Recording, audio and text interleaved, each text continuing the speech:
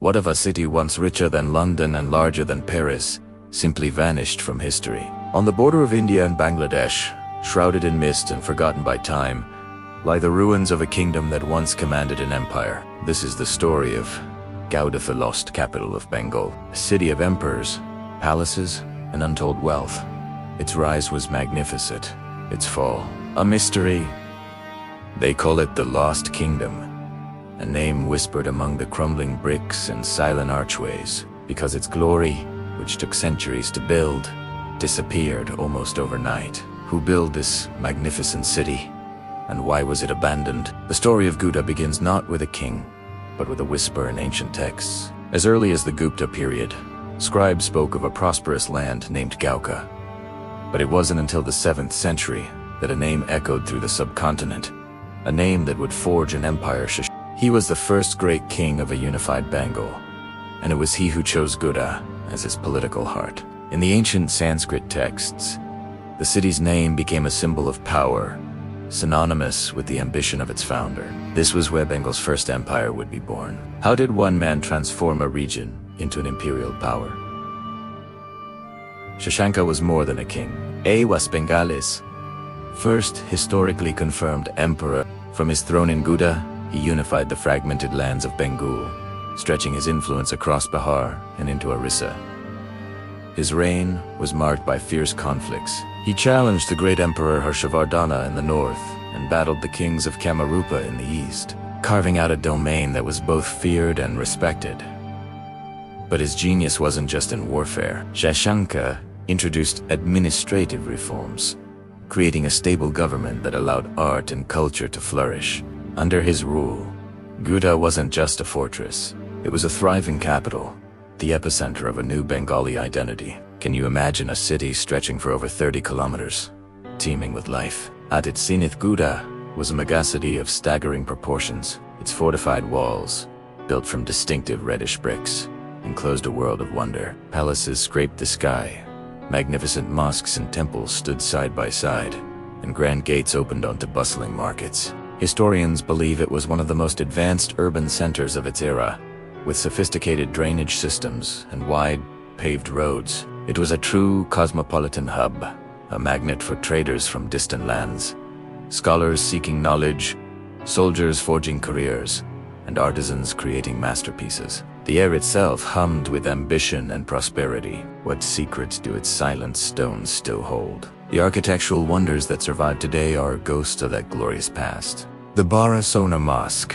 the great golden mosque, stands as a testament to the sheer scale of Sultanate ambition. The Lukashuri Gate, or the hide-and-seek gate, whispers tales of royal intrigue within the palace grounds. The Dakil Darwaza, a colossal gateway, once welcomed ambassadors and armies. Nearby, the Firoz Minor, a solitary tower of victory, pierces the sky, a monument to a forgotten triumph. But these ruins tell a layered story. In their design, we see a blend of traditions, the lingering influence of Hindu and Buddhist art from earlier dynasties, seamlessly merged with the geometric precision of Islamic architecture. Each brick, each carving, is a page from Gauda's long and complex history. After its first great emperor, did Gauda fade away? Not at all. The city's destiny was tied to the dynasties that followed. Under the Buddhist-Pala Empire, which ruled for 4 centuries, Gauda remained a vital administrative center. The Palas, great patrons of art and learning, built sprawling universities and monasteries across their kingdom, and Gauda continued to thrive as a hub of culture and commerce. Later, when the Hindu Sena dynasty rose to power in the 12th century, their focus shifted towards Sanskrit culture and temple building.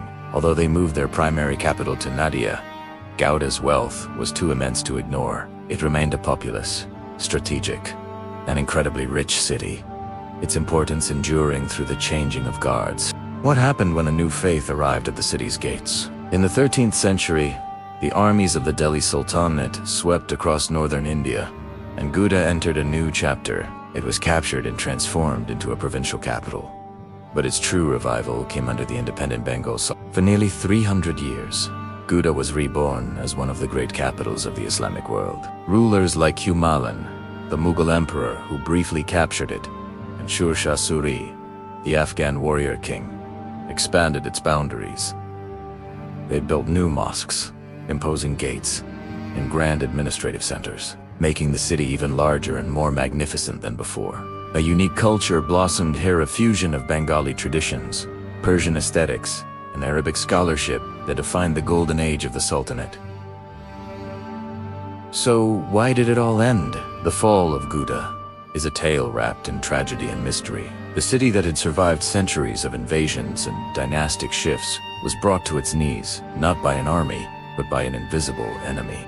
Legends say a devastating plague, a Black Death, swept through its crowded streets in the 16th century, wiping out a vast portion of its population. At the same time, nature itself seemed to turn against the city. The mighty Ganges River, Gauda's lifeblood, began to change its course, leaving the capital dry and cutting off its vital trade routes. Weakened by political instability and stripped of its natural defenses, the city was abandoned. The once bustling megacity fell silent, its palaces and mosques left to be swallowed by the relentless jungle. What evidence of this lost world have archaeologists uncovered? Excavations at Gauda reveal a city of incredible sophistication. Archaeologists have unearthed massive defensive walls, intricate drainage systems, and remnants of sprawling palace complexes. They have found tens of thousands of ancient terracotta bricks, each one a building block of this forgotten civilization.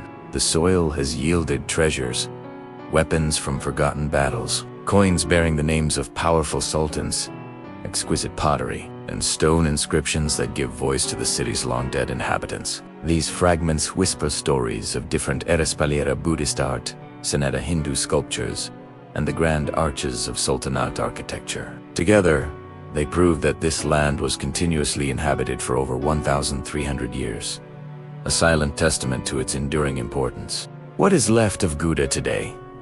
To walk through Gauda now is to walk through a ghost city, one of the largest ruined urban landscapes in the entire Indian subcontinent. Massive structures still stand, defiant against the passage of time. Yet they are cloaked in vegetation, their stones entwined with the roots of ancient trees. Now a UNESCO tentative heritage site, it is a place of profound silence and eerie beauty. Sometimes called the Forbidden City of Bengal for its abandoned, haunting atmosphere. Here, among the crumbling minarets and forgotten tombs, history, mystery, and nature coexist in a fragile, melancholic harmony. It is a place where you can feel the weight of centuries pressing down, where every shadow seems to hold a story. In the end, Gauda was more than just a city. It was the heart of ancient and medieval Bengal. It was a crucible where cultures, religions, and empires were forged and broken. For over a millennium, it shaped the destiny of South Asia, its influence radiating across politics, art, and faith.